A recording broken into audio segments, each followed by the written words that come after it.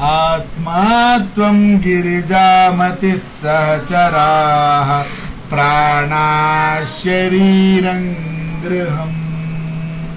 पूजा विषयोपभोगरचना निद्रा समाधे स्थितिः दारः पदयोः प्रदक्षिणविधिः स्तोत्राणि सर्वा गिरः यद्यत् कर्म करोमि तत्तदखिलं शम्भो तवाराधनम् करचरणकृतं वा कायजं कर्मजं वा श्रवणनयनजं वा न संवापराधं वीतमविहितं वा सर्वमेतत्क्षमस्व